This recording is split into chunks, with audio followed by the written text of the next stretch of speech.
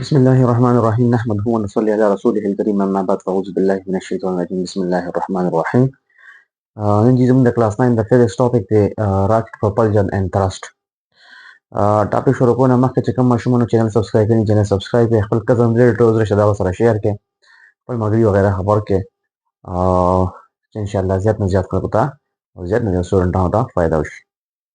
چې ټاپک شروع کوو ټاپک دی زموږ راکټ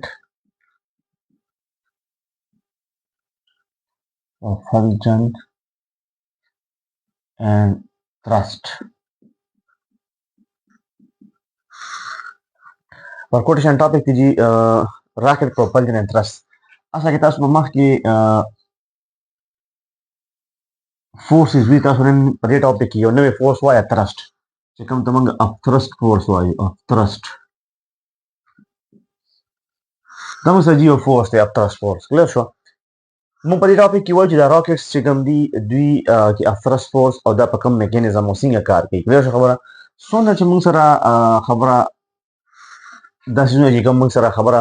اپوز ټو د ګریویټي مطلب اپوزیشن ټو د ګریویټي کوي کلیر شو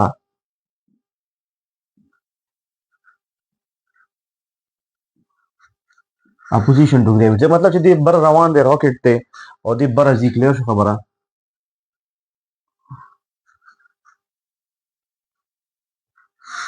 نو دلته کې ګوره موږ څه کېږي د ماس چې کوم دی ماس دا کنټینیوسلی ډیکریز کېږي تاسو وایي څنګه ډیکریز کېږي ځکه چې په دې کې کم فیول دی موږ سره کم فیول دی کم آیل چې پکې دي کم فیول نو دې چې دا راکټ چې بر رواني اپورډ نو دې لاندې کنټینیوسلی څه کوي ایمیشن کوي ایمیشن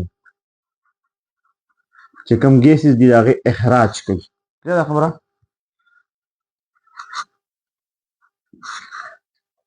د ګیسز دې څه کوي ډاونورډ اخراج کوي دوی په دې چې کوم دی اپورډ دې ځي نو دې موږ سره په ایکشن او ریاکشن میکانیزم باندې رواني څنګه ایکشن ریاکشن باندې رواني نیوټن تړل دی فالو کوي ګوره د اپ تھرست فورس چې کوم دی څه کوي دی په دې راکټ باندې چې کوم دی څه کوي دی اپورډ فورس لګي چې دی څه کوي دی بر روان وي کلیر شو او ګریویټي چې کوم دی په دې باندې څه ډاونورډ وي دا موږ سره بیلنس کوي چې موږ سره دا کم ګیسز دي کلیر شو خبره پته کې چې کم ګیسز دي دا ډاونورډ د اخراج کیږي کلیر شو خبره دا ګیسز چې کم دي سکی د ګیسز په وجه چې کم دي سکی د ډاونورډ د خبره اوزي او د چې کم دي از ا ریاکشن چې کم دي په دې باندې څه کوي اپورډ فورس لګي دا ګیسز کلیر شو خبره نو موږ چې دا کوم فیول دی دا فیول نو دې چې کوم دی دا ماس چې کوم دی دا کنټینیوسلی ډیکریز کیږي ځکه چې دې اکسلریټ کوي اکسلریټ مطلب چې فیول خط کمیږي او دې راکټ اکسلریټ کوي بر رواني افورډ رواني نو دا چې کوم دی دې اکسلریشن ته په اړه اکسلریټ کوي او د چې کوم ماس دی دا کنټینیوسلی څه کیږي ډیکریز کیږي ځکه چې دا چې موږ وایو چې په دې کې موږ سره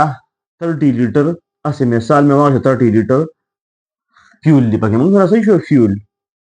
اوس دې بر روان اکسلریټ کوي نو اتوماتیک سات به داسې شي دا به شي 29 لیټر به شي 28 لیټر به شي 27 داسې 26 اور ازدان دي چې څونه دې اکسلریټ کیږي برزي امر بدل چې کوم ماس دا کنټینیوسلی سکیږي ډیکریز کیږي او اکشن او ریاکشن چې کوم دې سکیږي اپ کې انوال وی او مثلا چې کوم دا راکټ پسوي برابر رواني کلیئر شو خبره نو موږ سجدا اکشن او ریاکشن او تھرست فورس په دې میکانیزم کې موږ سجدا راکټ چې کوم دې څونه دي دا اپورډ روان وي نو دا په دې میکانیزم باندې خبره ماس د کنټینیوس ډیکریز کیږي او د اکسلریټ کیږي بر رواني او ایکشن او ریاکشن میکانیزم پکې شروع وي چې څونه پورې د فیول اخراج کیږي او د سوي اپورډ رواني کلیئر خبره دغه زموږ ټاپک ختم شي دی ورکوټیشن ټاپک کو ان شاء الله ملاوي کو نیکسټ ټاپک کې ځان خیال ساتئ الله حافظ